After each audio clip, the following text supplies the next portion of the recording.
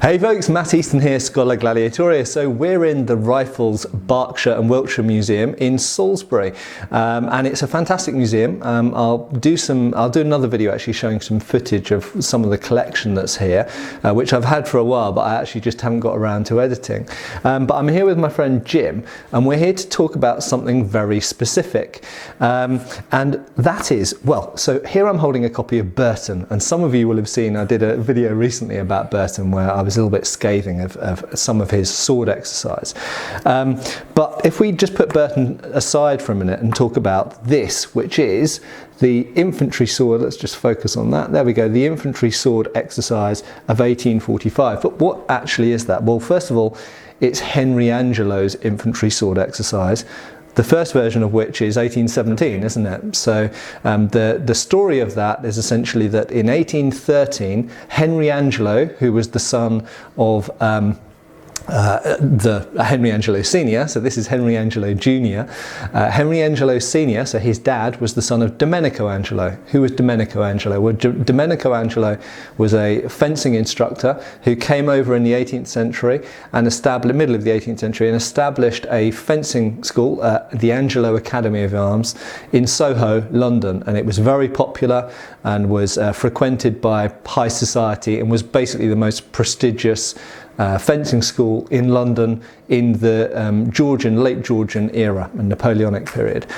In the Napoleonic Wars, Domenico's son Henry Angelo created a system of Highland and Hungarian broadsword. Okay, so what is that? Essentially, that's something for another video. I'm not going to go into that at this stage, but essentially it's a military system of swordsmanship. We're not entirely sure where he took all of this material from. There's some rumours that he took some of it from a Highland veteran and single stick method of the time, and indeed perhaps Hungarian. That's alluding to Jean-Gaspard Le Marchant's 1796 cavalry exercise, which seems to have Austro-Hungarian inspiration. But his son, Henry Angelo Senior's son, Henry Angelo Junior, went on to become the superintendent of sword exercise for the British military through William IV's time, in the beginning of Queen Victoria's reign, and he died in 1853, I think it was. But he went on to essentially run the Angelo Academy of Arms. But in 1813, he was commissioned to make a cutlass exercise. So what is that? Well, essentially it's a system for using the naval cutlass, and there had been no official cutlass exercise, I believe, in any country, but certainly not in Britain. There'd been no official cutlass exercise before 1813. Anyway, so he made this cutlass exercise to teach to the sailors of a few ships. It was so well received that it was rolled out across other ships, and drill instructors were sent to him to learn it so they could then teach it to more men. And in 1817, after the wars had finished, obviously 2 years after the Battle of Waterloo, it was decided to turn this into an infantry sword exercise for infantry officers who were fighting predominantly on foot, to use their swords. So a system of use, a regulation system of use that was rolled out across the British Army in 1817. And the same thing, drill instructors were sent to Henry Angelo. He trained them, and they went out and trained people in their regiments. In 1819, this was expanded to the cavalry sword exercise. But back to this book, why does this say 1845? Well, quite simply because from 1817 right the way through to 1875, this was the regulation system for the use of the sword on foot. Now, how does this relate to what we're going to talk about today? So I'm not going to talk about this system. I probably will delve into this in future videos in more depth, but there is a part of this manual which often gets overlooked, and you can find it in the 1813 cutlass exercise as well, and that is the extension motions. Now, what are extension motions? You tell us. Oh, I mean, this is mostly kind of a working theory, but I mean, there are a couple of people who talk about the use of the back in historical movement to various degrees. There's a guy, Marcel Mauss, who did a fairly famous work, Techniques of the Body. Is he French? He's French, yeah. Kind of considered one of the fathers of modern sociology. And I think where the term habitus comes from, but from someone who worked from his work, I don't know. a long time ago. But he talks about the difference in shoveling technique between soldiers in the First World War, the French and the British, and they had to actually exchange shovels when they rotated troops. Thousands of shovels had to be hauled away and new ones brought in because they could not use each other's shovels. He doesn't describe the shovels, he doesn't describe the technique. He just says that this is proof that it's a culturally determined thing. He also mentions something called a back heave as something that everyone knows and you don't need to know what it is. Everyone knows what a back heave is. But in modern sensibilities, when people talk about using your back, you tend to lock your limbs and lift with your back, which is the worst thing you can do. That fucks you up, it sends you to the chiropractor. Chiropractor, every time it snows in Canada, people go out on the front lawn and screw up their back. So, a theory is that there was something that they were doing with their back that is not what we know of today, that maybe it was lost. Because nobody knows what Marcel Maus's back heave is. I've found no reference to it. Nobody knows what the shoveling techniques were.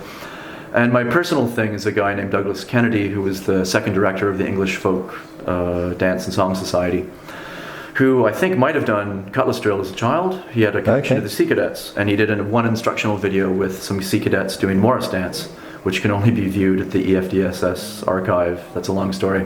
Right. Or you can buy a copy for, I think, 10,000, 20,000 pounds, which is a lot. But, so he talked about a whole system of kind of combined body system that he thought folk dance was accessing. And he actually had a vision for teaching folk dance as a way of engaging with that. And he talked about a torso undulation, where the torso undulated, and that was expressed outwards through the limbs, which guided and directed. It's a bit weird. Right. And he talked about that's use in social dance, like country dancing. And then in Morris dance, it was a more direct power-related thing. This is for another day. Right. But Angelo's extension motions theoretically could have been a way of approaching the body mechanics that both of these guys are talking about. The idea that there was a way of accessing your back, your whole body, to do this stuff. So just to show you guys what we're talking about, the extension motion. So this is, I remind you, this is the 1845 version, the 1817 version, and the 1813 version. So the naval exercise, the cutlass exercise of 1813, and the infantry sword exercise of 1817. Don't look exactly like this. They've got slightly more, haven't they? There's really just one exercise that they took out. My theory is it's just too hard. Okay, let's talk specifically about that one in a second. But so this is the 1845 version. I'll just focus on the page there. So these are the extension motions, and you can see what we've got is a stick man. Okay. Well, it is, isn't it? It's a stick man. So stick man is up here, and you can see legs together, or feet together rather, and then bending the knees, then feet apart and bending the knees, then crossing the feet with the front knee bent, and then with both knees bent, I think, and then a kind of almost like an on guard position but leaning onto the back leg, and then feet back together again. So you can see that the top half is to do with extension motions, or kind of, it's almost like stretching or flexibility motions, isn't it? That's how I always interpreted it.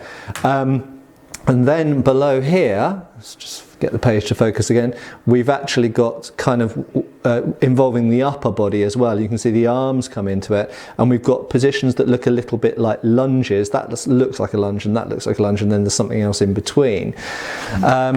So just to speak very briefly, so most of us who are interested in swords just jump straight to the sword bit, okay? And I've owned this manual since about 2002. That's how old I am. You can find, as regular viewers will know, I actually have two original copies. I left them at home, obviously, because I've got a facsimile that I can chuck around. But I've got two original copies of this as well. And I've scanned one of those and put it on our website. I put the link below. So if you want to see the whole manual, there'll be a link below this video where you can see that. And you'll see that at the beginning, before all of the how do we fence, how do we use a sword bit, there is the extension motions. And as far as I know, I may be wrong on this, but as far as I know, no HEMA people have really given serious attention to what these extension motions are. And I think that's a great shame, because they are included in Angelo's manual, which was very important certainly in Britain throughout the 19th century. It was what Hutton's stuff was based on initially, and even Burton, who was so rude about Henry Angelo and his whole system, includes the extension motions in there. And has some good things to say. Yeah, so let's talk about that. So first of all, why do you think the extension motions are in the infantry sword exercise and the cutlass exercise? Why do you think Angelo put them in there? Oh, it's a little bit tricky. You have to get into some contemporary anatomy stuff. The shorthand is pronation and supination. Right, so what's pronation and supination? If you don't do ballet, then yeah, it gets a bit weird. Basically the idea is, I got this jacket. So just from a fencing point of view, we'll often describe about the hand being in pronation or supination. And that's quite useful when you're describing to a student or a colleague how to do something. So if you say you give a thrust in cart with your hand in supination, it means that. Okay, so it's a way of describing whether your hand is upwards or downwards. Yeah. And those cues were very explicit. They'll talk about nails down, palms in. So that's something he was aware of. I mean, it's really sparse. So anything they mention is probably going to be huge. Right. The problem with supination, in isolation, it's not a big deal. Just, I can pronate, I can supinate, blah, blah, blah. But if you link that into a larger body structure, concept that's probably familiar to ballet people and anyone who's done powerlifting or especially Olympic powerlifting, they do it as an explosive thing. But the idea that pronation is by kind of necessity involves the hip going out like that. And then as you supinate, it comes in. Okay. And there's another thing where you have to... That looks like, when you do that to me, that looks like you're doing Tai Chi exercises. Oh, that's because I do Tai Chi. Yeah, so just to explain, so very briefly, so your background is in... I'm an outdoor student of something called Chen Practical Method. Okay, so Chinese martial arts. Chinese martial arts, yeah. And you're now looking at body mechanics across dance and fencing and a bunch of other things. Pretty much. And riding as well. Riding, yeah. I don't know much about riding. I've really had one meeting with a guy, Major Finney in London, who kind of blew my mind. And so for any of you who think, what's that got to do with fencing? I have to throw in here, so that you have to remember that this is Henry Angelo's system. Henry Angelo's grandfather was Domenico Angelo. What did Domenico Angelo also do, as well as teaching fencing? He taught riding. He was a riding instructor, and also I recall that he was involved with dancing as well. So you have to remember that in the 18th century, fencing, riding and dancing, ballet and other forms of dance were related activities because they involve a lot of the same skills. So therefore, if there is a school of thought within one of those things, a way of training the body to be better, a system for being better at one of those things, it's very likely it was carried over into the other things, and that's what you've been working on, isn't it? Definitely. So pronation and supination. So the idea is that you've really just got two things. The best way to put it, which might not make a lot of sense, is your tensegrity structure. If you look at Thomas Meyer's anatomy, he talks about myofascial networks. A little out of the scope of this video. Right. But the idea is that you're forming a structure and it can do one of two things. It can expand or it can contract, and it does that symmetrically. So the idea of contracting, expanding. Okay. And if you go down, really that has to go back. You can't lower while supinating. It just doesn't really work. It just hurts. Yeah. Okay. It's ineffective. You can do that really quickly, but if I try to do that supinating, it kind of sucks. Okay. And the hip. So the way that you turn the hands when you bend. Yep. Okay. Why is that? It's just because. That's the way your body's put together. Okay. There's a mechanical level it could be explained at, which I don't know. I mean, there's a lot of anatomy that, a lot of kinesiology, things that make a lot of sense, but you can't really use it on a personal level because your body tricks you in so many ways. Right. So it's a little hard, but there are some rules you can stick to, and this is really one of them. If you pronate, this has to go. Okay. I think it's posterior tilt or anterior tilt. They're the opposite. I can't remember which one it is. Okay. Yeah, pronate, supinate. Okay. So what happens in the extension motions is you're really going from a state of supination to pronation, and this is actually a necessary part of generating power People have looked at this, not very many. There's a woman, Monica Volkmar in Toronto, who's written about this, mostly coming from the teachings of a guy named Gary Ward, Anatomy in Motion. I haven't read his stuff because it's copyrighted. Right. Monica's a bit freer with her materials. And she talks about that, the tilt of the hips having to relate to, pronation or supination. And also the idea that alternating between supination and pronation is what generates power. So how do you know that the extension motion, because when from a fencing background and not knowing anything about riding or ballet, well, hardly anything, when I saw the extension motions in Angelo's manual and when it's copied in others like Burton's, to me it looks like stretching. It looks like a bit like what we do before a fencing class to limber up, so that when you make lunges and this kind of stuff, that your body's a little bit more prepared for it. But what you're saying is there's more to it than that. There's more to it. It's actually it's getting you used to using this system of pronation and supination and alternating between the two. I mean, the first extension motion, you basically, and this is still a work in progress, but you supinate into the first one. So it talks about, the thumbs up, fingers together, and then you're rising them over your head. And an important thing is keeping the shoulders down. Most people, no problem, I'll just do it like that. And you see how my shoulders are in my ears. Okay. But to really make that happen, to pronate, you really want to keep these in, shoulders, and then it becomes quite challenging. So you supinate up like that. Because your arms naturally kind of lock at a certain point, don't they? This is about as far as I can get. Yeah. And coincidentally, most suit jackets will start to bind you here, which is the maximum extension. Yeah. So the suit's telling you, don't do that. So is this extension motion supposed to be training your shoulders, essentially? Definitely, to keep that structure in place. There's a reason to keep that structure. You want to avoid leaking, deforming the structure, and I'll get to that maybe. That has to do with the tensegrity structure. Do you think it's an exercise for the body? Do you think it's supposed to make the body stronger or more flexible, or is it learning a new way of moving? Or there's a guy, my friend Emmett in Berlin, talks about how, because we thought fascia couldn't really be trained, that it was an inelastic thing. So what's a fascia? Oh god, that's the thing that holds your muscles together. There's a lot of context. Okay. So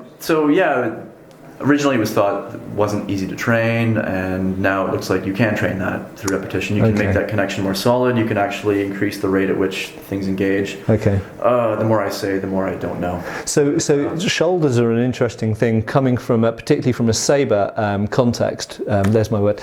Because shoulders, most modern people's shoulders are weak. Okay, not necessarily if you specifically train your shoulders. If you do a specific sport or job that means that you're using your shoulders more than other people, you might have strong shoulders.